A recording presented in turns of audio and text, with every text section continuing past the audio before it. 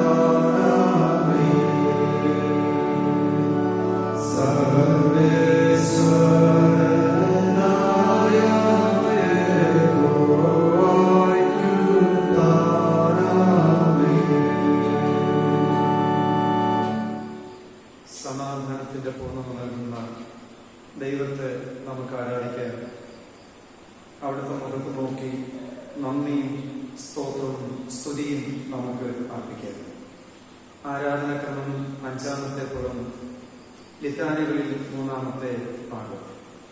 ആരാധനക്രമം 5-ാമത്തെ പുറം സ്തുതി ലിത്താനികളിൽ 3-ാമത്തെ ഭാഗം. സൈന്യങ്ങളുടെ ദൈവമായ കർത്താവ് പരിശുദ്ധൻ പരിശുദ്ധൻ പരിശുദ്ധൻ, ആകാശവും ഭൂമിയും അവിടുത്തെ മഹത്വം കൊണ്ട് നിറഞ്ഞിരിക്കുന്നു. മഹോന്നതനായ ദൈവമേ, അങ്ങേക്ക് മഹത്വമുണ്ടാകട്ടെ.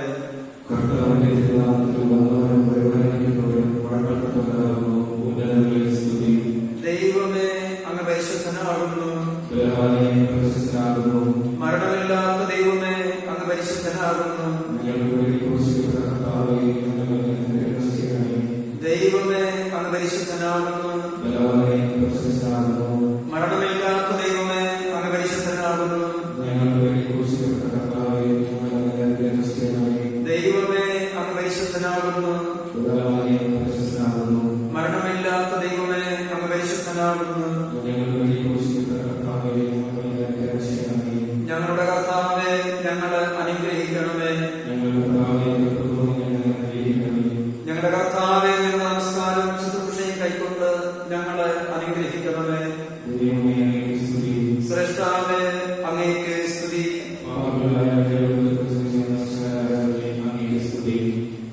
കർത്താവിൽ പ്രിയ ദൈവമക്കള്, നമ്മുടെ ജീവിതങ്ങള് ശോധന ചെയ്യുവാൻ ദൈവത്തിന്റെ അരുളപ്പാട് ശ്രദ്ധിക്കുകയും, എന്നാണ് ദുഷ്ടന്റെ മരണത്തിലല്ല, ദുഷ്ടൻ തന്റെ വഴിവിട്ട് തിരിഞ്ഞ് ജീവിക്കുന്നതിലത്ത് എനിക്ക് ഇഷ്ടമുള്ളത് എന്ന് യഹോവയായ കർത്താവിന്റെ അരുളപ്പാട്. ദുഷ്ടൻ തന്റെ വഴിയെയും നീതികെട്ടവൻ തന്റെ വിചാരങ്ങൾ ഉപേക്ഷിച്ച് യഹോവയിലേക്ക് തിരിയട്ടെ, അവൻ അവനോട് കരുണ കാണിക്കും. നമ്മുടെ ദൈവത്തിലേക്ക് തിരിയട്ടെ, അവിടുന്ന് ധാരാളം ക്ഷമിക്കും. നമ്മുടെ പാപങ്ങളും കുറവുകളും ക്ഷമിക്കുന്ന, അകൃത്യങ്ങളെ മായ്ച്ചു കളയുന്ന ദൈവസ്ഥിതിയിലാണല്ലോ നാം ആയിരിക്കുന്നത്. പരിപൂർണമായ അനുതാപത്തോടെ അവിടുത്തെ സന്നിധിയിൽ മുട്ടുമടക്കി സകല പാപങ്ങളും കഴുകിക്കളയുന്ന ദൈവത്തോട് മനഃപൂർവ്വമായി എല്ലാം നമുക്ക് ഏറ്റുപറയാം. മുട്ടുകൾ മടക്കി ദൈവസന്നിധിയിൽ നമുക്ക് വിനിയോഗിക്കാം.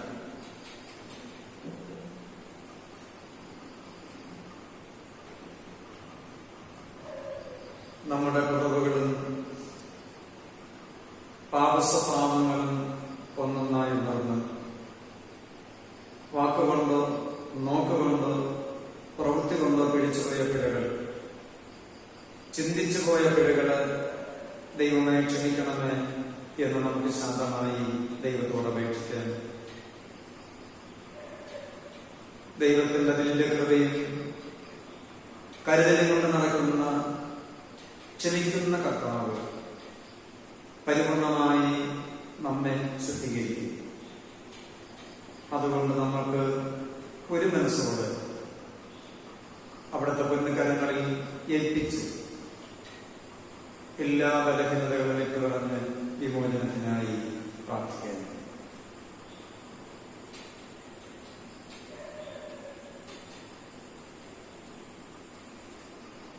പാപസ്വീകാര പ്രാർത്ഥനയായി ആരാധനക്രമം 10-ാമത്തെ പുറത്തിൽ അവസാനമായി കാണുന്ന പ്രാർത്ഥന ഒരുമിച്ച് അർപ്പിക്കാൻ. ആരാധനക്രമം 10-ാമത്തെ പുറം അവസാന ഭാഗം. സർവശക്തനും കാരുണ്യവാനുമായ ദൈവമേ, സത്യമായി അനുദരിക്കുന്നവരെ കൈക്കൊള്ളണമെന്ന് അവിടുത്തെ വാക്യത്തിൽ ആശ്രയിച്ചുകൊണ്ട് തിരുമുമ്പാകെ ഞങ്ങളുടെ പാപങ്ങളും കുറ്റങ്ങളും ഏറ്റുപറയുന്നു. ദൈവമേ, ഞങ്ങൾ അതിന് വിരുദ്ധമായി പാപം ചെയ്ത് അവിടുത്തെ കൽപ്പനകളെല്ലാം ലംഘിച്ചിരിക്കുന്നു. അറിഞ്ഞും അറിയാതെയും വിചാരത്തിലും വാക്കിലും പ്രവൃത്തിയിലും ഞങ്ങൾ പിഴച്ചു. തിരുവിഷ്ടത്തിന് പ്രസാദമുള്ളത് ഞങ്ങൾ ചെയ്യാതെ തിരുമുമ്പാകെ അറപ്പും കുഴപ്പമുള്ളത് ചെയ്ത് അവിടുത്തെ കോപത്തിനും ശിക്ഷയ്ക്കും പാത്രയെ കുറിച്ചിരിക്കുന്നു. തിരുരാജ്യത്തിന്റെ കണ്ടുപണിയിൽ ഞങ്ങൾ അവിടത്തോട് പങ്കാളികളാകാതെ ഞങ്ങളുടെ സ്വാർത്ഥ കാര്യങ്ങളെ വീക്ഷിച്ച് ജീവിച്ചു. ഞങ്ങൾ പാപത്തോട് വന്നതോട് എതിർത്ത് നിൽക്കുകയോ ഞങ്ങളുടെ ചുറ്റും കാണുന്ന അനീതികളോട് ശക്തിയായി പോരാടുകയോ ചെയ്തിട്ടില്ല. ഞങ്ങൾ മറ്റുള്ളവരെ ശുശ്രൂഷിക്കാതെ ശുശ്രൂഷിക്കപ്പെടുവാൻ ആഗ്രഹിച്ചു. ഇവരെ തിരുനാമത്തിന് ബഹുമാനവും ഞങ്ങളുടെ ചുറ്റുമുള്ളവരുടെ നഷ്ടവും വരുത്തിയിരിക്കുന്നു. പാപികളാണെന്ന് ഇഷ്ടമില്ലാത്ത കർത്താവേ, മഹാപാപികളായ ഞങ്ങളുടെ കർമ്മ ചെയ്തു ഞങ്ങളുടെ സകല പാപങ്ങളും ക്ഷമിച്ച് ഞങ്ങളെ ആശ്വസിപ്പിക്കണമേ. പരിശുദ്ധ നീതിമാനായ ദൈവമേ, സകല നല്ലകളും കറകളും ഞങ്ങളെ ശുദ്ധീകരിക്കണമേ. ഞങ്ങളുടെ ആയുഷ്കാലം മുഴുവൻ നിഷ്കളങ്കമായി ജീവിച്ച് ലോകത്തിന്റെ വെളിച്ചമായി ശ്രമിക്കാനും ഞങ്ങളുടെ കർത്താവായ യേശുക്രിസ്തുവിന്റെ വരവിൽ പ്രത്യാശയോടുകൂടെ എതിരേൽക്കാനും അവിടുത്തെ മഹത്വരാജ്യത്തിൽ നിത്യാനന്ദം ലഭിക്കാനും ഞങ്ങളെ യോഗ്യരാക്കണമേ. ആമേൻ. മുമ്പ് ദൂരസ്ഥരായിരുന്ന നിങ്ങൾ ഇപ്പോൾ ക്രിസ്തു യേശുവിൽ ക്രിസ്തുവിന്റെ ഐക്യത്താൽ സമീപസ്ഥരായിരിക്കുന്നു. ക്രിസ്തുവിൽ നമ്മെ ദൈവത്തോട് അടുപ്പിക്കേണ്ടതിന് നീതിമാനായി നീതി കെട്ടവർക്ക് വേണ്ടി പാപനിമിത്തം ഒരിക്കൽ കഷ്ടം അനുഭവിച്ചു. ജഡത്തിൽ മരണശിക്ഷ ഏൽക്കുകയും ആത്മാവിൽ ജീവിപ്പിക്കപ്പെടുകയും ചെയ്തു. യഹോവയുടെ മുമ്പിൽ കുറ്റമില്ലാത്തവനായി നോക്കേണ്ടതിന്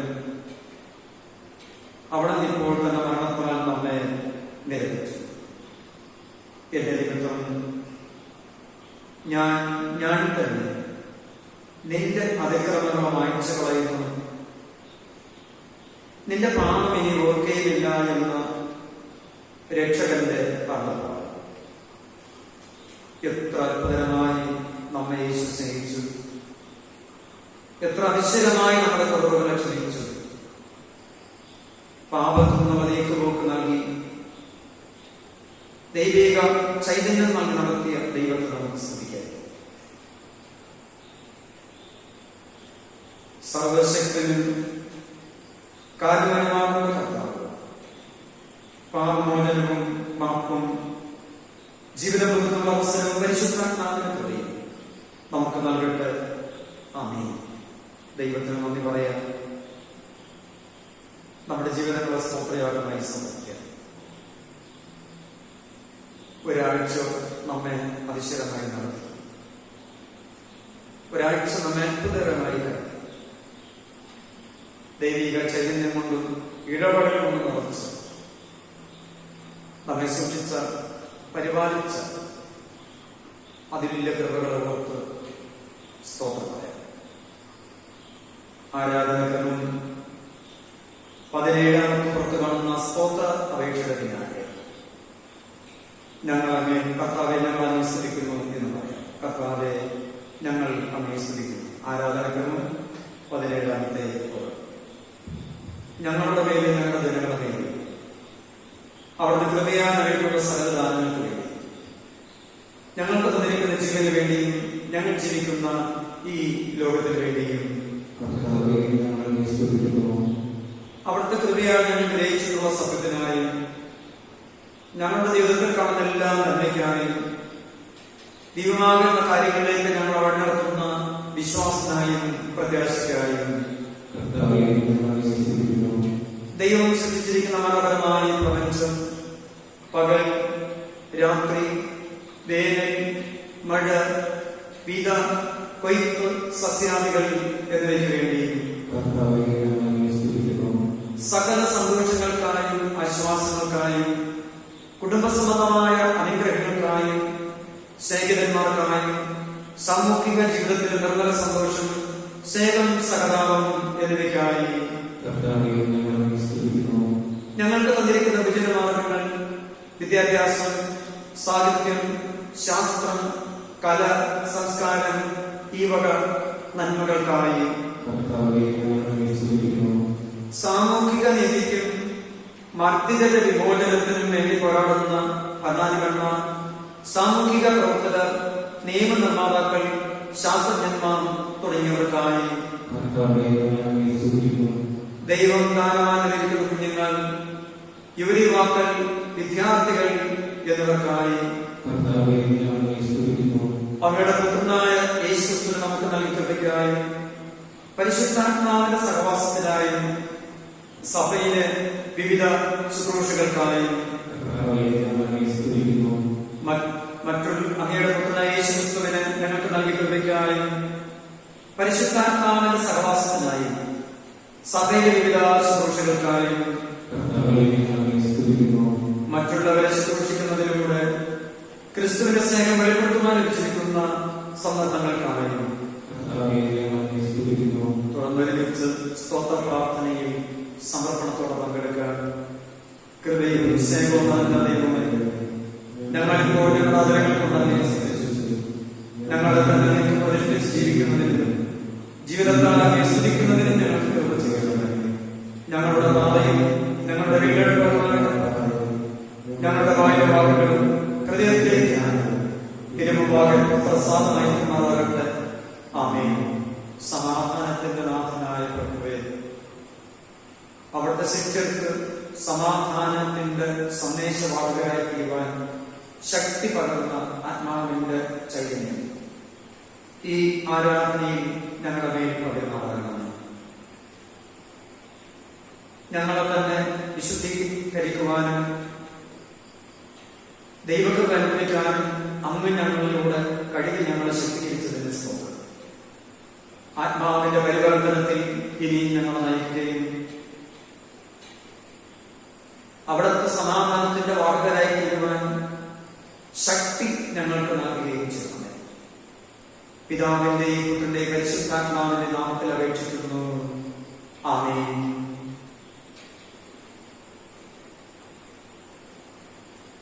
ഇരുന്നൂറ്റി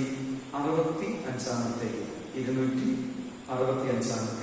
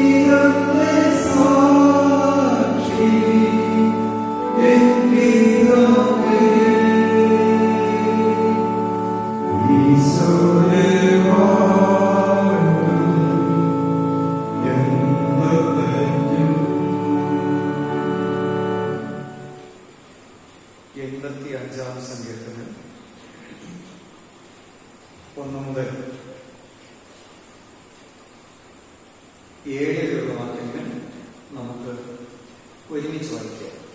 85-ാം സങ്കീർത്തനം 1 മുതൽ 7 വരെയുള്ള വചനങ്ങൾ നമുക്ക് ഒരുമിച്ച് വായിക്കാം.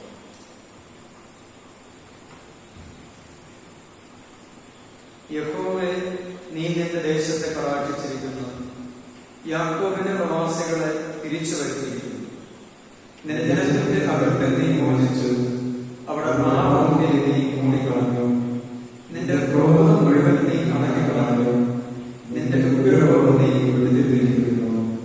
ഞങ്ങളുടെ രക്ഷയുടെ ഞങ്ങളുടെ ദാസനാഥനായി ഞങ്ങളോടുള്ള നിന്റെ നീരസംബന്ധിയാകുന്നവനെ നീ എന്ന് ഞങ്ങളോട് വയ്ക്കുമോ? തലമുറ തലമുറയോട് ലോകം ദീർഘിച്ചിരിക്കുമോ? നിന്റെ ജനത്തിൽ ആനന്ദിക്കേണ്ടതിന് നീ ഞങ്ങളെ ജീവിക്കുകയോ? യഹോവേ, നിന്റെ ഞങ്ങളെ കാണിക്കണമേ, നിന്റെ രക്ഷ ഞങ്ങൾക്ക് നൽകണമേ. പിതാവിനും പുത്രനും പരിശുദ്ധാത്മാവിനും മഹത്വമുണ്ടാകട്ടെ, ആദിയിലും എപ്പോഴും എന്നേക്കുള്ള പ്രകാരം തന്നെ. ആമേൻ. നിൽക്കുമ്പോൾ തന്നെ വിശുദ്ധ സുവിശേഷ ഭാഗം ശ്രദ്ധിക്കുകയും വിശുദ്ധ ലൂക്കോസ് എഴുതിയ സുവിശേഷം 24-ാം അധ്യായം 36 മുതൽ 49 വരെ. വിശുദ്ധ ലൂക്കോസ് എഴുതിയ സുവിശേഷം 24-ാം അധ്യായം 36 മുതൽ 49 വരെ. ഇങ്ങനെ അവർ സംസാരിച്ചു കൊണ്ടിരിക്കുമ്പോൾ യേശു അവിടെ നടുവിൽ നിന്നു, നിങ്ങൾക്ക് സമാധാനം എന്ന് പറഞ്ഞു. അവർ ഞെട്ടി ഭയപ്പെട്ടു, ഒരു ഭൂതത്തെ കാണുന്നു എന്ന് അവർക്ക് തോന്നി. യേശു അവരോട്, നിങ്ങൾ കലങ്ങുന്നത് എന്ത്? നിങ്ങളുടെ ഹൃദയത്തിൽ സംശയം തോന്നുന്നതും എന്ത്?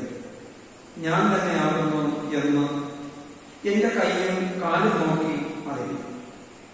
എന്നെ തൊട്ടു നോക്കുകയും എന്നിൽ കാണുന്നത് പോലെ ഭൂതത്തിന് മാംസവും അസ്ഥിയും ഇല്ലല്ലോ എന്ന് പറഞ്ഞു. ഇങ്ങനെ പറഞ്ഞിട്ട് യേശു കൈയും കാലും അവരെ കാണിച്ചു. അവർ സന്തോഷത്താൽ വിശ്വസിക്കാതെ അതിശയിച്ചു നിൽക്കുമ്പോൾ അവരോട്, തിന്നുവാൻ വല്ലതും ഇവിടെ നിങ്ങളുടെ പക്കലുണ്ടോ എന്ന് ചോദിച്ചു. അവരൊരു കണ്ണം വറുത്തവയും തേൻകട്ടയും യേശുവിന് കൊടുത്തു. അത് യേശു വാങ്ങി അവർ കാണുകയും തിന്നു. പിന്നെ യേശു അവരോട്, ഇതാകുന്നു നിങ്ങളോടുകൂടെ ഇരിക്കുമ്പോൾ ഞാൻ പറഞ്ഞ വാക്ക്. മോശയുടെ ന്യായപ്രമാണത്തിലും പ്രവാചക പുസ്തകങ്ങളിലും സങ്കീർത്തനത്തിലും എന്നെക്കുറിച്ച് എഴുതിയിരിക്കുന്നതൊക്കെയും നിവൃത്തിയാകണം എന്നുള്ളത് തന്നെ എന്ന് പറഞ്ഞ് തിരുവെഴുത്തുകൾ തിരിച്ചറിയേണ്ടതിന് അവിടെ ബുദ്ധിയെ തുറന്നു. ക്രിസ്തു കഷ്ടമനുഭവിക്കുകയും 3-ാം നാൾ മരിച്ചവരിൽ ഉയർത്തെഴുന്നേൽക്കുകയും യേശുവിന്റെ നാമത്തിൽ മാനസാന്തരവും പാപമോചനവും യെരൂശലേമിൽ തുടങ്ങി സകല ജാതികളിലെ പ്രസംഗിക്കുകയും വേണമെന്നിങ്ങനെ എഴുതിയിരിക്കുന്നു. അതിന് നിങ്ങൾ സാക്ഷികൾ ആണ്. എന്റെ പിതാവ് വാഗ്ദത്തം ചെയ്തതിന് ഞാൻ നിങ്ങളുടെ അയക്കും. നിങ്ങളോ ഉയരത്തുനിന്ന് ശക്തി ധരിക്കുമ്പോഴും നഗരത്തിൽ പാർപ്പിയും എന്നും അവരോട് പറഞ്ഞു. എന്റെ പിതാവ് വാഗ്ദത്തം ചെയ്തതിന് ഞാൻ നിങ്ങളുടെ മേൽ അയക്കും. നിങ്ങളോ ഉയരത്തുനിന്ന് ശക്തി ധരിക്കുമ്പോഴും നഗരത്തിൽ പാർപ്പിയും എന്നും അവരോട് പറഞ്ഞു. നാം കേട്ട തിരുവചനത്താൽ ക്രിസ്തുവെ അങ്ങേക്ക് സ്തുതി ഉണ്ടായിരിക്കട്ടെ. ആമേൻ. നമുക്ക് മധ്യസ്ഥ പ്രാർത്ഥനയ്ക്കായി മുട്ടുകൾ മടക്കാൻ ദൈവത്തോട് നമുക്ക് പ്രാർത്ഥിക്കാം.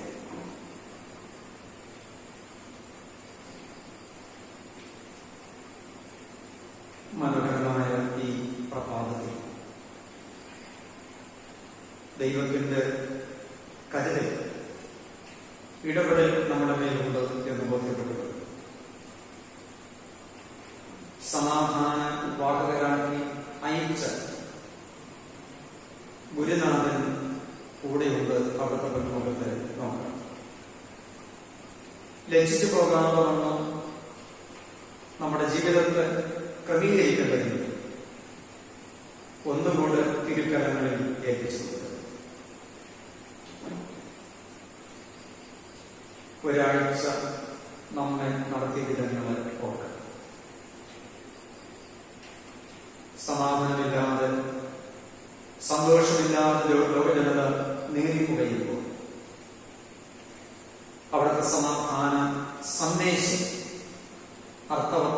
എല്ലാ ഹൃദയങ്ങളിലും ലഭിച്ച് COVID-19 എന്ന വൈറസിൽ നിന്നുള്ള വിമോചനം അഥവാ കൊറോണ എന്ന രോഗത്തിൽ നിന്നുള്ള മുക്തി പ്രാപിച്ച് ദൈവത്തെ സ്തുതിക്കേണ്ടതിന് ദൈവത്തോട് അപേക്ഷിക്കാൻ. ലോകം വളരെ വളരെ തകർന്നിരിക്കുന്നു. ദൈവത്തിന്റെ കരുതലിൽ സമാധാനത്തിൽ ഇടപെടൽ ലോകത്തെ ദൈവം നയിക്കട്ടെ. ഈ വൈറസിന് തകർക്കത്തക്ക ഔഷധം കണ്ടുപിടിക്കാൻ, പ്രതിവിധി കണ്ടെത്താൻ പരിശ്രമിക്കുന്ന ശാസ്ത്രജ്ഞരെ എല്ലാവരുമുണ്ട്. ഇന്ത്യയിലുള്ളവർ ലോകരാഷ്ട്രങ്ങളിലുള്ള എല്ലാ ശാസ്ത്രജ്ഞരുടെയും വേഗം ഇതിന് പരിഹാരം ദൈവം നൽകുവാൻ സഹായിക്കണമെന്ന് അപേക്ഷിക്കാം. നമ്മുടെ ഇന്ത്യക്കായും എല്ലാ സംസ്ഥാനങ്ങൾക്കായും പ്രത്യേകിച്ച് കേരളത്തിനായും എല്ലാ ജില്ലകൾക്കായും പ്രാർത്ഥിക്കാം. ഇതിന്റെ പിന്നിൽ പ്രവർത്തിക്കുന്ന ഭരണാധിപന്മാരെ ഓർക്കാൻ ഹെൽത്ത് ഡിപ്പാർട്ട്മെന്റ് എല്ലാ മക്കളെയും ദൈവകരങ്ങളിലേക്ക് മറ്റു പ്രവർത്തകർക്കായി പ്രാർത്ഥിക്കാം. നമ്മുടെ സഭയിലെ ദേശത്തിലെ മക്കളെ ദൈവകരങ്ങളിലേക്ക്, വിദേശങ്ങളിലായിരിക്കുന്ന മക്കൾ, രാജസ്ഥാനത്തിലായിരിക്കുന്നവർ, മറ്റു വിവിധ പ്രവർത്തനങ്ങളിൽ ഔദ്യോഗികങ്ങളിലായിരിക്കുന്നവരെ ഓർക്കുക. രോഗത്താൽ കഴിയുന്ന സകലർക്കും യേശുവിന്റെ സൗഖ്യമാകുന്ന സാന്നിധ്യമെന്ന് പറയുവാൻ നമുക്ക് അപേക്ഷിക്കാം.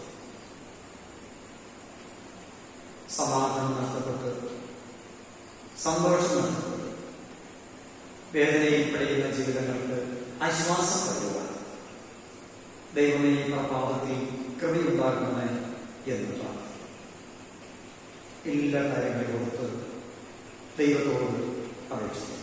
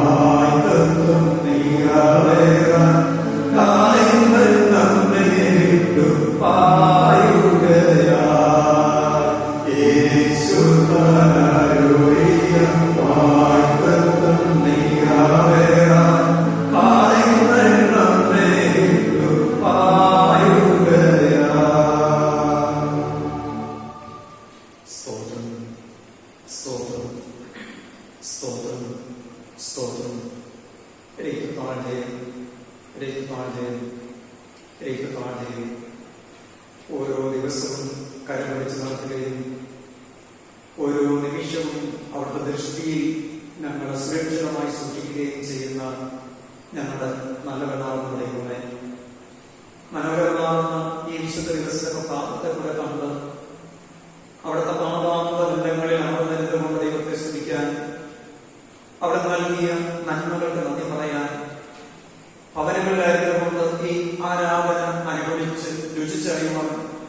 ഞങ്ങൾക്ക് നൽകിയിരിക്കുന്ന വലിയ അവസരത്തെ നിങ്ങൾ ശാന്തമായി ഓർക്കുന്നു.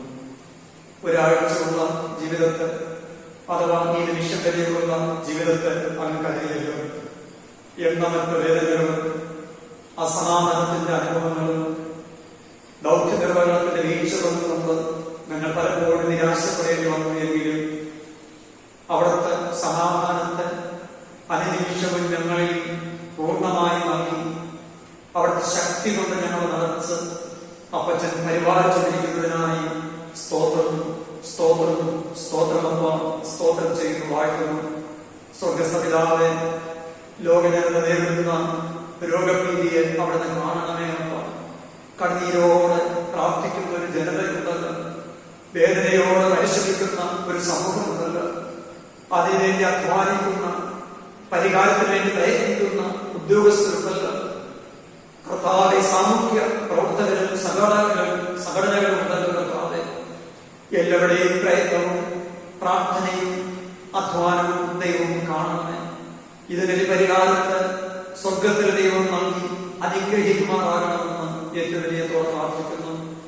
അവിടെ നാളെ ബുദ്ധിയും ജ്ഞാനവും ആലോചനയും നൽകുന്ന ദൈവം അങ്ങയുടെ ആലോചന കൊണ്ട് ഇതിനൊരു പരിഹാരം ദൈവം നൽകി ഈ രോഗാണുവിനെ നശിപ്പിക്കാനുള്ള ശക്തിയുള്ള പ്രതിരോധത്തെ കണ്ടുപിടിക്കുവാൻ സ്വർഗസ്ഥ പിതാവ് ജ്ഞാനത്തെ കൊണ്ട് നിറയ്ക്കുമാറാകണമെന്ന് പ്രാർത്ഥിക്കുന്നു. പകർച്ചവ്യാധികളുണ്ട്, ലക്ഷക്കണക്കിന് ജനങ്ങൾ ഈ ലോകത്ത് നിന്ന് മാറ്റപ്പെട്ടിരിക്കുമ്പോൾ അത്തരത്തിൽ തകർന്നിരിക്കുന്ന കുടുംബാംഗങ്ങൾക്ക് ദൈവസമാധാനവും ദൈവത്തിന്റെ ആശ്വാസവും ഞങ്ങൾ നേരിട്ട് പ്രാർത്ഥിക്കുന്ന അപ്പ. മറ്റാരും ഒരു ദോഷവും ജീവിതത്തിൽ സംബന്ധിക്കാതെ ചികിത്സയിലായിരിക്കുന്ന മക്കളെ ആശ്വസിപ്പിക്കണമെന്ന് പിതാവേ. കർത്താവെ, നിരീക്ഷണത്തിലായിരിക്കുന്ന മക്കൾക്ക് യാതൊരു രോഗവുമില്ല എന്ന് പറയത്തക്ക വിധത്തിൽ ദൈവമാകുന്ന കർത്താവിന്റെ ഗർഭഗുണം നിറച്ച് അപ്പച്ചന്റെ കർമ്മഗുണം നിറച്ച് കരുതുകൊള്ളുന്നതാകണമെന്ന് ദൈവമേ. നിരാശപ്പെടുന്ന, വേദനിക്കുന്ന, ഭാരപ്പെടുന്ന, ഭയത്തിൽ വിറയലോടെ വെള്ളമെടുക്കുന്ന ജീവിതങ്ങളാണല്ലോ ദൈവത്തിന്റെ പൂർണ്ണ സാന്നിധ്യം കൊണ്ട് നിറയ്ക്കുന്നതാകണമെന്ന്. ഒരുപക്ഷെ മനുഷ്യരുടെ ദോഷം കൊണ്ടാണെങ്കിൽ ഇതിന് പരിഹാരം ദൈവം നൽകി അപ്പച്ചൻ ശക്തിയും ബലവും നൽകി ഞങ്ങൾക്ക് ക്ഷമ നൽകി ഇതിനെ പൂർണ്ണമായി പരിഹരിക്കണമെന്ന് പ്രാർത്ഥിക്കുന്നു. അവിടെ ഞങ്ങൾ പ്രാർത്ഥിക്കുന്നവരുടെ പ്രാർത്ഥന ദൈവം കേൾക്കണമേ. പ്രയത്നിക്കുന്നവരുടെ പ്രയത്നത്തെ അംഗീകരിക്കണമേ. അതിനുവേണ്ടി അധ്വാനിക്കപ്പെട്ട അധ്വാനത്തെ ഫലവത്താക്കി തീർക്കുമാറാകണമേ പിതാവേ. അങ്ങയുടെ മുഖത്ത് നോക്കിയാലും ലക്ഷ്യപോയില്ലല്ലോ, രക്ഷിപ്പാൻ കഴിയാതെന്ന് നമ്മുടെ കൈ ഒതുങ്ങിയിട്ടില്ല, നാളെ കേൾക്കാൻ കഴിയാതെന്ന് കടിച്ചു മരണമായിട്ടില്ല. യഹോവേ, എന്റെ നിലവിളി കേൾക്കണമെന്ന് എന്റെ പ്രാർത്ഥനയ്ക്ക് ചെവിതരണമേ എന്ന് ദാവീദ് പ്രാർത്ഥിച്ചതുപോലെ അനേക ലക്ഷക്കണക്കിന് കോടിക്കണക്കിന് ജനങ്ങൾ ലോകരാഷ്ട്രങ്ങളിൽ അവിടെ അവിടെ കൊണ്ട് നിലവിളിക്കുകയാണല്ലോ. കർത്താവേ, തങ്ങളുടെ അപേക്ഷകൾക്ക് ഉത്തരമറി വേഗം ജീവിതത്തിൽ ഒരു ശക്തി നൽകി പണ്ടത്തെ പോലെ മടങ്ങി വരുന്നവണ്ണം ദൈവം ലോകരാഷ്ട്രങ്ങൾ ഒരുക്കണമേ എന്ന് പ്രാർത്ഥിക്കുന്നു. പ്രത്യേകിച്ച് ഞങ്ങളുടെ ഇന്ത്യക്കായി പ്രാർത്ഥിക്കട്ടെ. വ്യാപരിച്ചുകൊണ്ടിരിക്കുന്ന ആ കർത്താവ് എല്ലാ പ്രതിസന്ധിയെയും മാറ്റണമേ. ഇന്ത്യ പിന്നിൽ പ്രവർത്തിക്കുന്ന പ്രധാനമന്ത്രി മുതൽ എല്ലാ പിള്ളകളെയും കരുതുകൊള്ളുന്നതാകണമേ. ഞങ്ങളുടെ കേരളത്തെ ഞങ്ങൾ ഓർക്കുന്നു. പ്രത്യേകിച്ച് വിദേശ രാജ്യങ്ങളിലെത്തുന്ന മക്കളെ സുരക്ഷിതമായി ശ്രദ്ധിച്ച് യാതൊരു ബുദ്ധിമുട്ടാകാതെ കരുതണമെന്ന് പ്രാർത്ഥിക്കുന്നു. ഈ രോഗവ്യാപനത്തെ പൂർണ്ണമായി തടഞ്ഞ് അത്ഭുത ആശ്വാസം, അത്ഭുത കരുതലും, അത്ഭുത സ്വാതന്ത്ര്യം കൊണ്ട് ദൈവത്തിന്റെ സാക്ഷ്യം പറയുവാൻ കരുണകർത്താവ് ഒരുക്കണമെന്ന് പ്രാർത്ഥിക്കുന്നു. ഞങ്ങളുടെ ദേശത്തിനായി പ്രാർത്ഥിക്കുന്നു. എല്ലാ മക്കളുടെയും ദൈവസമാധാനവും ദൈവിക കരുതലും കൊണ്ട് നടക്കണമെന്ന് ഞങ്ങളുടെ സഭയ്ക്കായി പ്രാർത്ഥിക്കുന്നു. ദൈവിക കൃപ പൂർണ്ണമായി എല്ലാ മക്കളും അനുഭവിക്കട്ടെന്ന് വിദേശികളായിരിക്കുന്ന വ്യക്തിപരമായി കുടുംബമായി താമസിക്കുന്ന എല്ലാ മക്കൾക്കും കർത്താവിന്റെ സുരക്ഷിത സാന്നിധ്യം നടക്കണമേ. രാജ്യസംഘത്തിലായിരിക്കുന്ന എല്ലാവരെയും കരുതണമേ. രോഗികളായി കഴിയുന്നുണ്ടല്ലോ പിതാവേ, ആശുപത്രിയിൽ ആയിരിക്കുന്ന പ്രിയമുള്ളവരെ ഓർക്കുന്നു. സൗഖ്യമാക്കുന്ന സാന്നിധ്യം കൊണ്ട് നിറയ്ക്കണമേ. ഭവനങ്ങളിൽ ചികിത്സയായിരിക്കുന്നവരെ തൃക്കരങ്ങളെ കേൾപ്പിക്കട്ടെ. ദൈവത്തിനോട് നടത്തണമേ.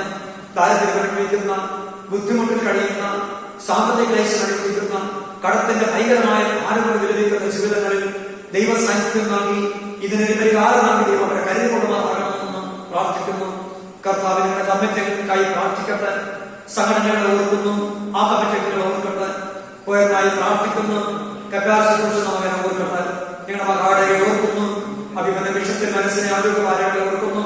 ദൈവകൃപയുള്ള സമാധാന സമൃദ്ധിയുള്ള ശുശ്രൂഷത നയിക്കുവാൻ പ്രാപ്തിയും ശക്തിയും എല്ലാം നമുക്ക് നൽകുവാനാകണമെന്ന് അങ്ങ് ആലോചന നൽകി ദൈവം കരുതണമെന്ന് ഞങ്ങൾ ഏറ്റവും വിനയത്തോടെ പ്രാർത്ഥിക്കുന്നു. ഇന്ന് കേൾക്കാൻ പോകുന്ന ദൂതനായ സ്തോത്രം. പരിശുദ്ധാത്മാവെ അത്ഭുതമായി പ്രവർത്തിക്കുകയും ചേർന്ന് എല്ലാം നിന്റെ കരങ്ങളിലേക്ക് ഏൽപ്പിക്കട്ടെ. സമാധാനപൂർണ്ണ നൽകുന്ന യേശുക്രിസ്തുവിന്റെ നിങ്ങളുടെ നാമത്തിൽ തന്നെ നല്ല പിതാവേ, ആമേൻ. സ്വർഗസ്ഥനായ നല്ല പിതാവേ, തിരുനാമം വിശദീകരിക്കപ്പെടണമേ, തിരുനാഴ്ച വരണമേ, തിരുഷ്ടം സ്വർഗത്തിലെ പോലെ പ്രതീകമാകണമേ. ഞങ്ങൾക്ക് ആവശ്യമായ ആഹാരം തരണമേ. ഞങ്ങളുടെ കടക്കാരോട് ഞങ്ങൾ ക്ഷമിച്ചിരിക്കുന്നത് പോലെ ഞങ്ങളുടെ പാപകടങ്ങളെ ഞങ്ങളോട് ക്ഷമിക്കണമേ. ഞങ്ങളുടെ പരീക്ഷകളെ പാപകക്ഷത്തിൽ നിന്ന് ലഭിക്കണമേ. രാജ്യവും ശക്തിയും മഹത്വവും എന്നേക്കും അങ്ങനെയുള്ളവല്ലോ. ആമേൻ.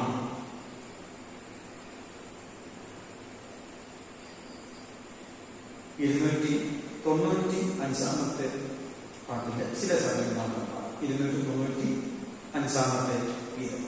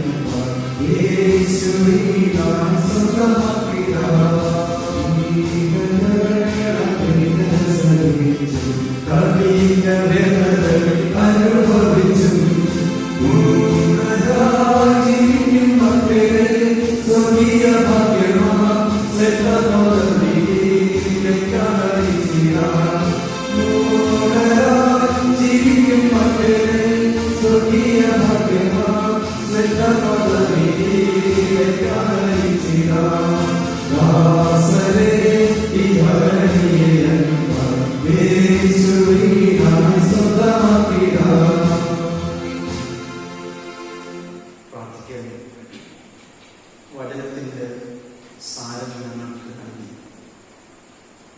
തൃപ്തരാകുന്ന ദൈവമേ, സമാധാന ശിക്ഷകൾക്ക് വാഗ്ദത്തം ചെയ്ത പുത്രന്റെ സാന്നിധ്യം ദൗത്യത്തിൽ ഞങ്ങൾക്ക് നൽകണം. അതിനാവശ്യമുള്ള അതിനു വേണ്ടി കേൾക്കുന്ന അടികളോട് സംസാരിക്കണം.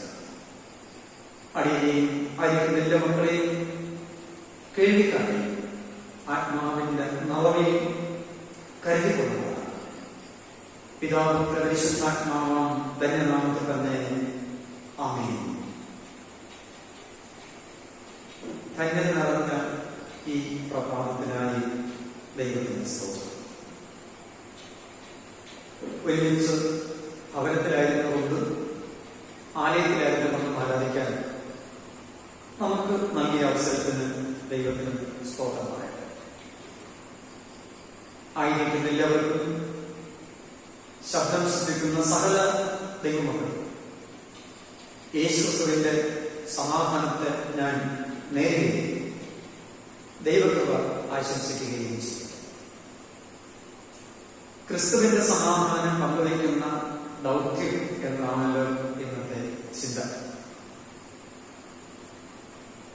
ജീവിതം ഒരു യാത്രയാണ്. ക്രിസ്തീയ ജീവിതം ദൗത്യമുള്ളതാണ്.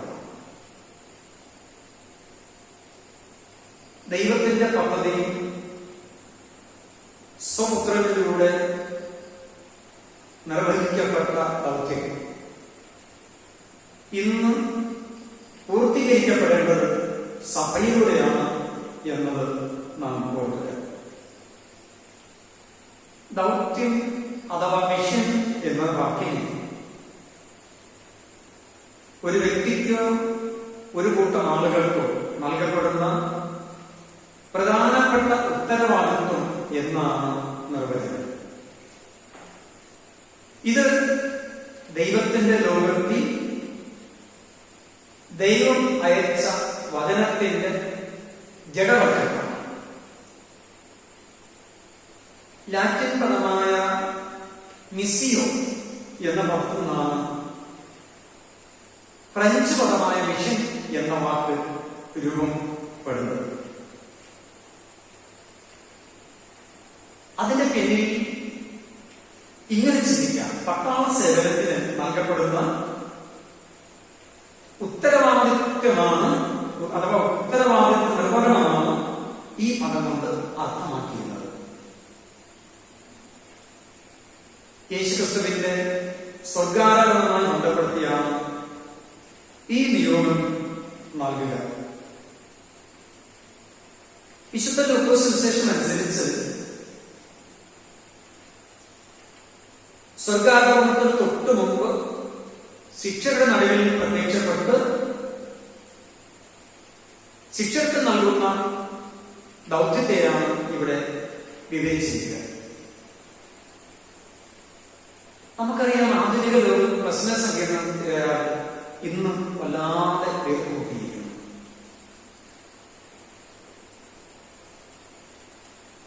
വ്യവസ്ഥാപിത പ്രമാണങ്ങൾ വിവാദങ്ങൾക്ക് വിധേയമായിരിക്കുന്നു. തത്വാധിഷ്ഠിതമായ ക്രിസ്തീയ തത്വങ്ങൾ മാറ്റിമറിക്കപ്പെടുന്നു. സാമൂഹിക വ്യവസ്ഥിതികൾ വികലമായിരിക്കുന്നു. ചുരുക്കത്തിൽ നീതിന്യായ മണ്ഡലങ്ങൾ പോലും സ്വജന പക്ഷപ്രീണന ആകുന്ന ഒരു കാലഘട്ടത്തിലാണ് ഞാൻ നിങ്ങൾ ജീവിക്കുന്നത്. ഭീകരപ്രവർത്തനങ്ങൾ, യുദ്ധങ്ങൾ, രാഷ്ട്രീയ വിപ്ലവങ്ങൾ, വംശീയ കലാപങ്ങൾ ഇവ എല്ലാം മനുഷ്യനെ പൈതൃകനാക്കി തീർക്കുന്നു എന്നതിന്റെ യാഥാർത്ഥ്യമാണ്. എന്നാൽ സൃഷ്ടിയുടെ ആരംഭം മുതൽ സൃഷ്ടിക്കപ്പെട്ടതിനെ അതിന്റെ വികലതകളിൽ നിന്നും വിമോചിപ്പിക്കുന്ന ദൗത്യത്തിലാണ് ദൈവം ഏർപ്പെട്ടിരിക്കുന്നത്. അതിന്റെ പൂർത്തീകരണത്തിന് സഭയെ ദൈവം തമ്പുരാൻ ഒരുക്കിക്കൊണ്ടേയിരിക്കുന്നു. ഈ പശ്ചാത്തലത്തിലാണ് സമാധാനത്തിൽ അധിഷ്ഠിതമായ ദൗത്യ നിർവഹണത്തിന്റെ പ്രസക്തി നാം മനസ്സിലാക്കേണ്ടത്. അത് അഥവാ എന്തൊക്കെ എന്ന് നമുക്ക് ചിന്തിക്കാം. ഒന്ന്, സമാധാനം പങ്കുവയ്ക്കുന്ന ദൗത്യം ക്രിസ്തു നൽകുന്ന നിയോഗം. സമാധാനം പങ്കുവയ്ക്കുന്ന ദൗത്യം ക്രിസ്തു നൽകുന്ന നിയോഗം. വിശുദ്ധ യോഹന്നാൻ എഴുതിയ സുവിശേഷം 14 അധ്യായം 27 വാക്യത്തിൽ സമാധാനം ഞാൻ നിങ്ങൾക്ക് അറിയിച്ചു, എന്റെ സമാധാനം ഞാൻ നിങ്ങൾക്ക് തരുന്നു. ലോകം തരുന്നത് പോലെയല്ല ഞാൻ നിങ്ങൾക്ക് തരുന്നത് എന്ന് യേശുവിന്റെ വിടവാങ്ങൽ പ്രസംഗത്തിലൂടെ ക്രിസ്തു പ്രസ്താവിക്കും.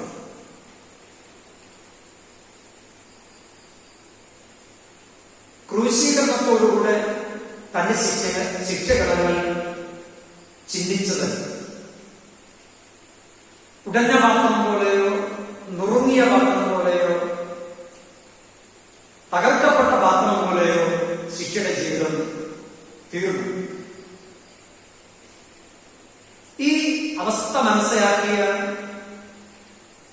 യേശു രക്ഷകൻ അവിടെ നടുവിൽ നിന്ന് ശിക്ഷയ്ക്ക് നൽകുന്ന സന്ദേശം നിങ്ങൾക്ക് സമാധാനം എന്നാണ്. സമാധാനം എന്നത്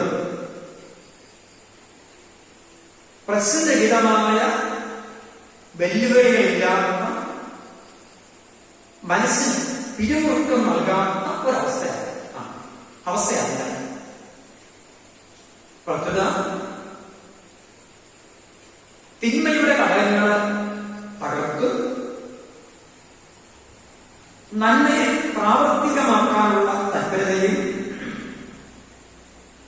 ജീവദായകമായ പ്രവർത്തനങ്ങളെ ഉത്തേജിപ്പിക്കുകയും ഒപ്പം സാമൂഹിക മാനത്തിന് പ്രാധാന്യം നൽകുകയും ചെയ്യുന്ന ഒരു ജീവിത രീതിയും കൂടെ ചേർക്കാൻ സമൂഹത്തിൽ തിരസ്കരിക്കപ്പെട്ടവർ, ചൂഷണം അനുഭവിക്കുന്നവർ, ഇടം നഷ്ടപ്പെട്ടവർ, രോഗികൾ ഇവരോടുള്ള ഐക്യദാർഢ്യത്തോടെയാണ് എന്ന് നാം മറന്നുപോയത്. സമാധാനത്തിന് ഉപയോഗിക്കുന്ന ശാലോം എന്ന എബ്രായ പദത്തിന് സമൃദ്ധി, ക്ഷേമം, നന്മ ഈ അർത്ഥങ്ങൾക്കാണ്. സമാധാനത്തിന്റെ കാവൽക്കാരും പങ്കുവയ്ക്കുന്നവരുമാണ് ക്രിസ്തുവിന്റെ ദൗത്യ നിർവഹണത്തിനായി വിളിക്കപ്പെട്ടത്.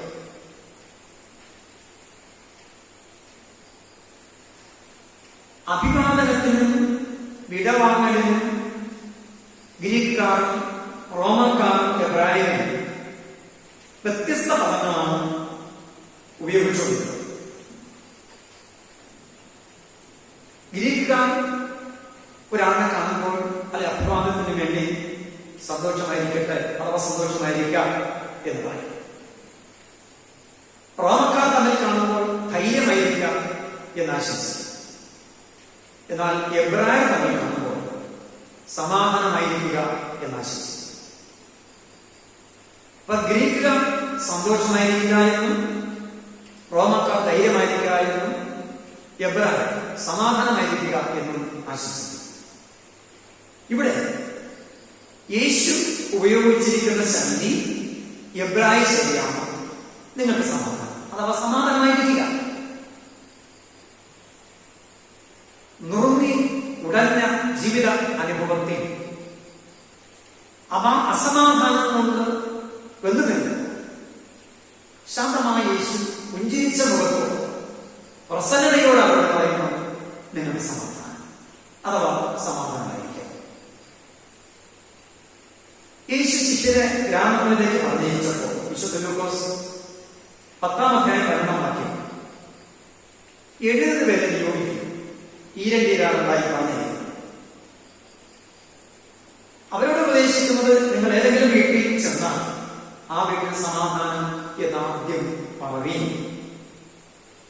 ഈ പ്രസ്താവനയ്ക്ക് വളരെ പ്രസക്തിയുണ്ട്.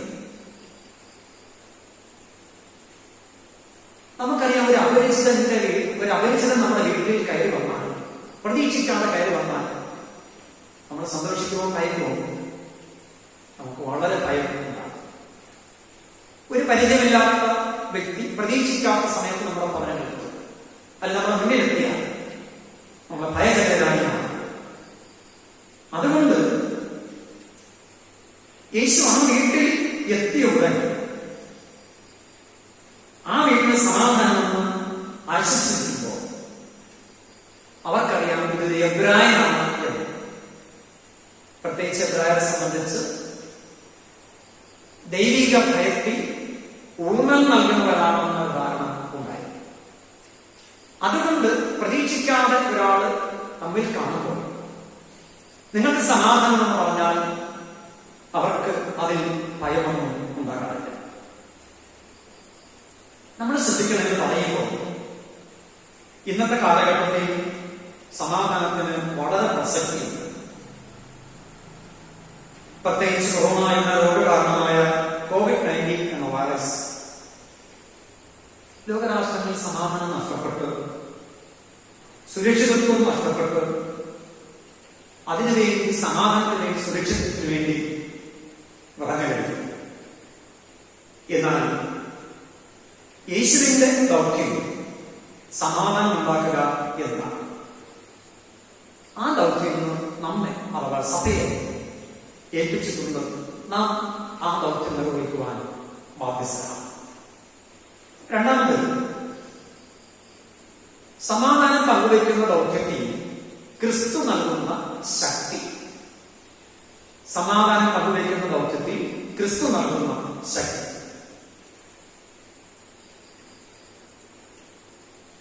ഈ ദൗത്യം പുറത്തെവിടെയുള്ള നിർവഹണമെന്ന് ചിന്തിക്കുന്നൊരു കാലമായി. അവനവനിസം ഇന്ന് പൊന്തി നിൽക്കുന്നത് നമുക്കറിയാം.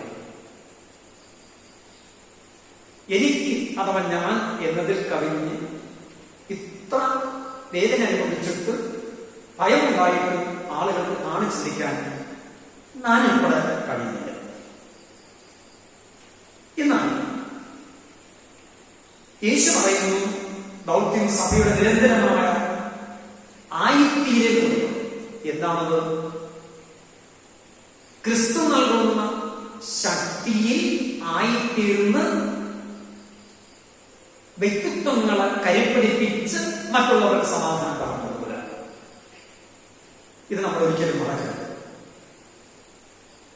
ഇവിടെ സമാധാനം സ്ഥാപിക്കാനുള്ള ദൗത്യത്തിൽ യേശു നൽകുന്ന ശക്തി ക്രൂശ. ഒരുവരെ അനുഗമിക്കാൻ രക്ഷിച്ചാൽ തന്നെത്താൻ രക്ഷിച്ച് തന്റെ ക്രൂശത്തുകൊണ്ട് തന്നെ അനുഗമിക്കാം. ഒരുത്തൻ പറഞ്ഞു, കർത്താവിനെ ഇവിടെ പോയാലും ഞാൻ തന്നെ അനുഗമിക്കാം. യേശു പറഞ്ഞു, കുറുനരികൾക്ക് കുഴിയും ആകാശത്തെ പറവകൾക്ക് കുടുങ്ങുന്നു, മനുഷ്യപുത്രനും തലയായി സ്ഥാനത്ത്. ഇവിടെയെല്ലാം നമ്മൾ ശ്രദ്ധിക്കേണ്ടത് യേശു നൽകുന്ന സമാധാന ദൗത്യം നിർവഹിക്കാനുള്ള ശക്തി ദൈവത്തിനുണ്ട്, അഥവാ ക്രിസ്തു നൽകുന്ന. അത് എടുത്തുകൊണ്ട് അനുഗമിക്കുക എളുപ്പമല്ല. വളരെ വളരെ വളരെ തയ്യാറെടുപ്പ് വേണ്ട, അഥവാ ഭാരം വഹിക്കേണ്ട ഒരു ആയിത്തീരലിന്റെ പ്രക്രിയ ഉണ്ടെങ്കിൽ അതിന് സാധിക്കുന്നുള്ളൂ. നമുക്കറിയാം, ലോകരാഷ്ട്രങ്ങൾ ഇന്ന് തങ്ങളുടെ വരുമാനത്തിന്റെ 70% യുദ്ധോപകരണങ്ങൾ ആടിക്കൂട്ടാൻ വേണ്ടി ചെലവഴിക്കുന്നു. മാത്രമല്ല, ഒരു വർഷത്തിൽ 8 മില്യൺ ആയുധങ്ങൾ ഉണ്ടാക്കുന്നു എന്നാണ് കണക്കുകൂട്ടൽ. എന്നാൽ ഇതിന്റെ പകുതി ചെലവാക്കിയ അതാത് രാഷ്ട്രത്തിന്റെ ദാരിദ്ര്യം പൂർണ്ണമായി മാറും. അപ്പോൾ സമാധാനത്തിനു വേണ്ടി അസമാധാനം ഉണ്ടാക്കുന്ന, അതിന് പ്രാധാന്യം കൊടുക്കുന്ന രാഷ്ട്രങ്ങൾ യുദ്ധങ്ങൾ മുഖാന്തരം ദാരിദ്ര്യം, പട്ടിണി, രോഗങ്ങൾ, അംഗവൈകല്യം, ഇങ്ങനെ ധാരാളം പ്രതിസന്ധികൾ ഉണ്ടാകുമെന്ന് നമുക്കറിയാം. മീഖാ പ്രവചനം 4-ാം അധ്യായത്തിൽ പറയുന്നത് യുദ്ധമില്ലാത്ത അവസ്ഥയെ ദൈവം തമ്പുരാൻ പ്രഖ്യാപിക്കുന്നതാണ്. ജനങ്ങൾക്ക്, രാഷ്ട്രങ്ങൾക്ക് സമാധാനം ലഭിക്കുമ്പോൾ വാളുകളെ ഒഴുക്കമായി, കുന്തങ്ങളെ വാക്കട്ടകളായും മാറ്റങ്ങൾ പരാമർശിക്കുന്നു. നമുക്കറിയാം, തടി കൊണ്ടുള്ള കലപ്പയോട് ബന്ധിപ്പിക്കുന്ന മൂർച്ചയുള്ള ഇരുമ്പായുധമാണ് ഒരു. വാളുകളും കുന്തങ്ങളും യുദ്ധപരമാണ്. എന്നാൽ ഇത് വിള കൊയ്യുവാനുള്ള, അഥവാ വിളവ് കൊയ്യുവാനുള്ള വാക്കത്തെയാണ്, അരുവത്തികൾ ആയെന്ന് പറയാം. അതിന് മാറ്റം. ഇവിടെയാണ് ദൈവത്തിന്റെ ശക്തി രുചിച്ചറിയുവാൻ കഴിയുക. ഒരു മിഷണറി എന്ന നിലയിൽ ഞാൻ നിങ്ങളൊരു പടയാളിയാണ്. അത് ചെയ്തു തീർക്കുവാൻ നമുക്ക് ദൈവത്തിന്റെ ശക്തി ആവശ്യമാണ്. ഒരു വളരെ പ്രധാനപ്പെട്ട ദൗത്യമാണ് അത്. അഥവാ ആ ദൗത്യം ചെയ്തു തീർക്കുവാൻ അവർ ആവശ്യമാണ്. അത് ഉയരത്തിനുള്ള ശക്തിയാണ്. വിശുദ്ധ മത്തായി 10-ാം അധ്യായം 1-ാം വാക്യത്തിൽ യേശു 12 പേരെ വിളിച്ച് അവർക്ക് അധികാരം കൊടുത്തു. അവിടെ ആ അധികാരം എന്നതിന് കൊടുത്തിരിക്കുന്ന പദം ഒറ്റു എന്നാണ്. അർത്ഥം അധീനരിലേക്ക് അനുഗ്രഹം ഒഴുക്കി കൊടുക്കാനുള്ള കഴിവാണ്. അധീനരിലേക്ക് അനുഗ്രഹം ഒഴുക്കി കൊടുക്കുക ഇന്നെന്തെങ്കിലും അധികാരം കിട്ടിയാൽ മറ്റുള്ളവരെ ചൂഷണം ചെയ്ത് നുഴഞ്ഞു കയറി മുകളിലെത്താൻ ശ്രമിക്കുന്ന ആളുകളെ നമുക്ക് കാണാം. പ്രത്യേകിച്ച് നമ്മുടെ സമൂഹത്തിൽ പോയി ശിഷ്യരോട് ക്രിസ്തീയ ദൗത്യത്തിൽ പറഞ്ഞത്, നിങ്ങൾക്ക് ഞാൻ തരുന്ന അധികാരം ആരുമില്ലാത്തവർക്ക്, വേദനിക്കുന്നവർക്ക്, അശരണർക്ക് അനുഗ്രഹം ഒഴുകിക്കൊടുക്കുവാനുള്ള ഒരു കഴിവാണ്. അത് അവരെ ചൂഷണം ചെയ്ത് നിങ്ങൾ അനുഗ്രഹമുള്ളവരായിട്ടില്ല, അഥവാ നിങ്ങൾ അവരുടെ അനുഗ്രഹം പിടിച്ചു വെക്കേണ്ടവരായിട്ടല്ല. ഇതിനെ തിരിച്ചാണ് സംഭവിക്കാറുള്ളത്. നമ്മൾ ശരിക്കും തിരിഞ്ഞു നോക്കേണ്ട കാലമായി കഴിയും. നമുക്ക് ലഭിച്ചിരിക്കുന്ന ശക്തി ദൈവത്തിന്റെ ദാനമാണ് നമ്മൾ മറന്നുപോകുന്നത്. അഥവാ ക്രിസ്തുവിന്റെ ശക്തി നമ്മൾ വ്യാപരിക്കുമ്പോൾ മറ്റുള്ളവർക്ക് അനുഗ്രഹം ഒഴുകിക്കൊടുക്കുന്നവരായി തീരാൻ കഴിയണം.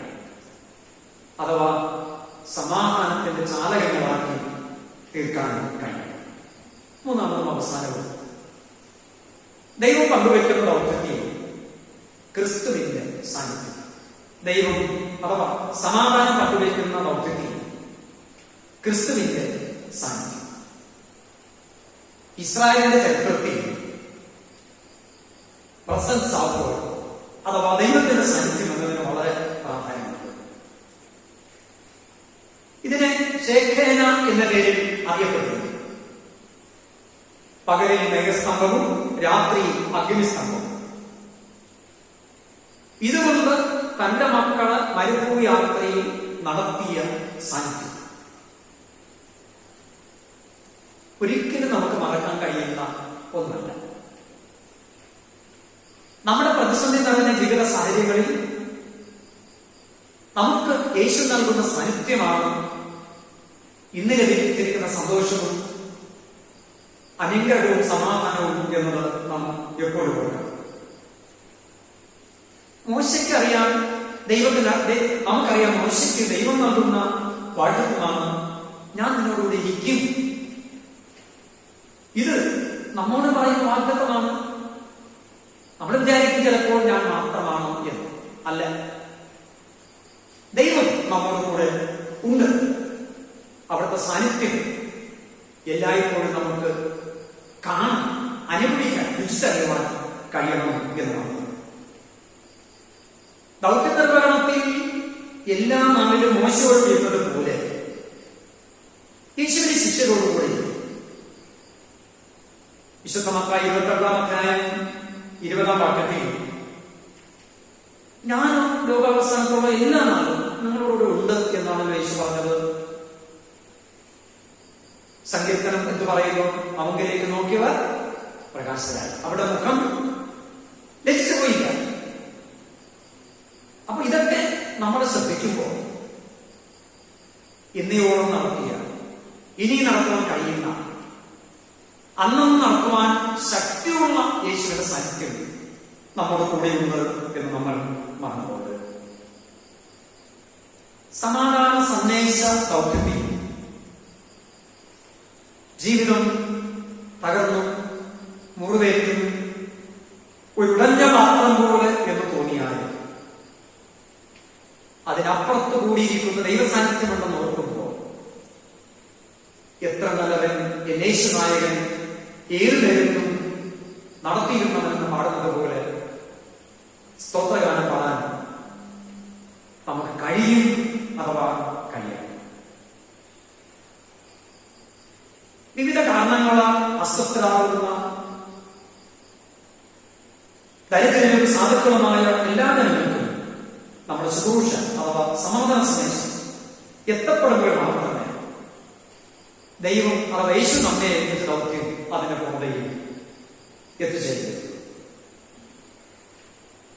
കലുഷിതവും അസ്വസ്ഥതവും ആയ കലങ്ങി മറിഞ്ഞ മനുഷ്യ മനസ്സിൽ സമാധാനം ആശംസിക്കുക മാത്രമല്ല, അവിടെ സമാധാനത്തിനായി പ്രവർത്തിക്കുക എന്നാണ് യഥാർത്ഥ ക്രിസ്തീയ ദൗത്യം. കണ്ട കാര്യങ്ങളെ കണ്ടില്ലെന്ന് നടിക്കുന്നതിലല്ല, നീതിക്ക് വേണ്ടി, സത്യത്തിന് വേണ്ടി മറ്റുള്ളവരുടെ മുന്നിൽ സാക്ഷ്യത്തോടുകൂടെ നിൽക്കാൻ നമുക്ക് കഴിയണം എന്നതാണ് ഒരു സത്യം. സമാധാനദാതാവായ ദൈവം മനുഷ്യരിൽ നിന്നും രാജ്യങ്ങളിൽ നിന്നും സമാധാനം തന്നെയാണ് പ്രതീക്ഷിക്കുന്നത്. ആ പ്രതീക്ഷാ ചാലകത്തിന്റെ പൂർത്തീകരണമാണ്, അഥവാ ആ പ്രതീക്ഷാ പൂർത്തീകരണത്തിന്റെ ചാലകങ്ങളായി തീരുക എന്നതാണ് നമ്മുടെ ദൗത്യം.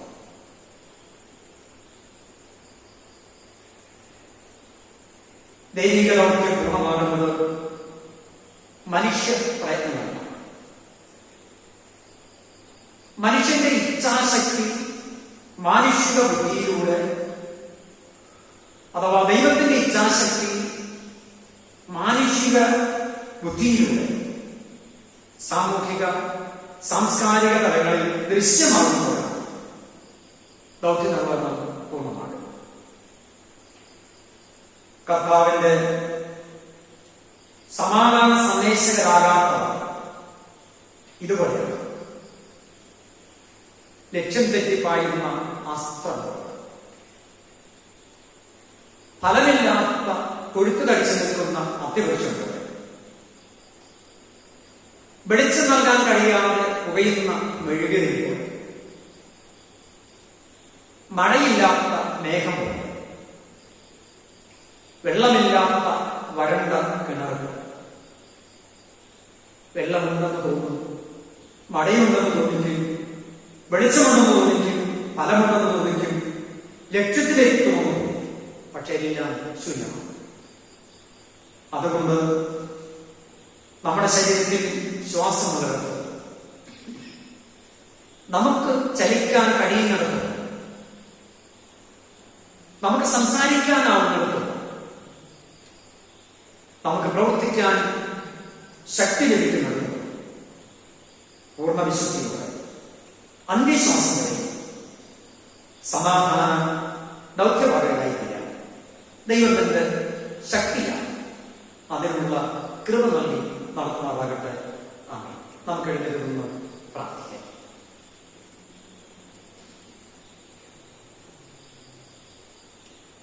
എന്റെ സമാധാനം ഞാൻ നിനക്ക് തന്നിച്ചു പോകും. ഞാൻ തരുന്ന സമാധാനം ലോകം തരുന്നതുവരെയല്ല എന്ന് ശിക്ഷയെ പഠിപ്പിക്കുകയും ഉടഞ്ഞ പാത്രം പോലെ, നുറുങ്ങിയ പാത്രം പോലെ എന്ന ക്രിസ്തീയ ശിക്ഷയുടെ ജീവിതത്തിൽ ഒരു മാനം നൽകി, ധൈര്യം നൽകി, ദൗത്യ നിർവഹണത്തിന് ശക്തി നൽകി കരുതുകയും ചെയ്ത ഞങ്ങളുടെ ഉടമസ്ഥനായ ദൈവമാണ്. മനോഹരമായ പ്രഭാതത്തിൽ അടിയങ്ങൾ അർപ്പിക്കപ്പെട്ട ആരാധന ഒരു യാഗമായി അംഗീകരിച്ചത്. അനവധിയായ കുറവുകളും ബലഹീനതകളും തിരുസഭയിലേക്ക് പറഞ്ഞു. ഞങ്ങൾക്ക് മോചനം നൽകി രക്ഷിച്ചതിന് നന്ദി പറയുക. ഞങ്ങൾക്ക് കേൾക്കാൻ കഴിഞ്ഞ ദൂതനായി സ്തോത്രം. സമാധാനത്തിന്റെ ദൗത്യവാഹകരായി തീരുവാൻ ദൈവത്തിന്റെ കരുതലുണ്ട്, ദൈവത്തിന്റെ ശക്തിയുണ്ട്, ദൈവത്തിന്റെ സാന്നിധ്യമുണ്ട്. ഈ ബോധത്തോടുകൂടെ ഏത് സാഹചര്യത്തിലും മറ്റുള്ളവർക്ക് സമാധാനം പകർന്നു കൊടുക്കുന്ന ദൗത്യം നിർവഹിക്കുവാൻ കഴിയുക. ഒരുപക്ഷെ മറ്റുള്ളവർക്ക് സമാധാനം പകർന്നു കൊടുക്കുന്ന ദൗത്യത്തിൽ വന്നുപോയ കുറവുകൾ മനഃപൂർവ്വമായി ക്ഷമിക്കണം. ഏത് വിധത്തിലുള്ള ക്രൂശിതമൊക്കെ ഉള്ളതാണ് സമാധാന സന്ദേശവാഹകരാണ്.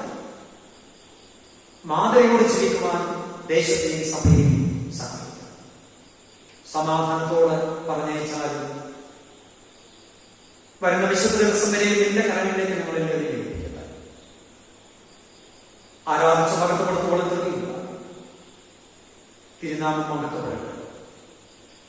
സമാധാനങ്ങളിൽ ദൗത്യ നിർവഹണത്തിൽ ശക്തി നൽകുന്നു. പുത്രന്റെ നാമത്തിൽ പ്രാർത്ഥിക്കുന്ന അപേക്ഷ കേൾക്കണം ദൈവമേ. ആമേൻ. വിശ്വാസത്തോടും സമാധാനത്തോടും ആശീർവാദം അനുഭവിക്കുകയും വീരാവണം നമ്മെ സൂക്ഷിച്ച് തന്റെ മഹിമാസന്നിധിയിൽ ആനന്ദത്തോടെ നിർത്തുവാൻ കഴിയുള്ളവന് സഭയിലെ ക്രിസ്തുയേശുവിന്റെ തലമുറ തലമുറയായി മഹത്വവും സ്തുതിയും സ്തോത്രവും ഉണ്ടായിരിക്കട്ടെ. സകല പ്രത്യേകമെന്ന ദൈവസമാധാനം നിങ്ങളുടെ ഹൃദയങ്ങളെ നിലവിളെയും ക്രിസ്തുയേശുവിൽ കാക്കട്ടെ. നമ്മുടെ കർത്താവ് യേശുക്രിസ്തുവിന്റെ കൃപയും പിതാവാം ദൈവത്തിന്റെ സ്നേഹവും അനുഗ്രഹിച്ച് കരുന്ന പരിശുദ്ധാത്മാവിന്റെ അത്ഭുത സാന്നിധ്യവും ദൈവമക്കൾ നമ്മുടെ എന്നേക്കും ലോകാവസാനത്തോടുണ്ടായിരിക്കുമാറാകട്ടെ. ആമേൻ.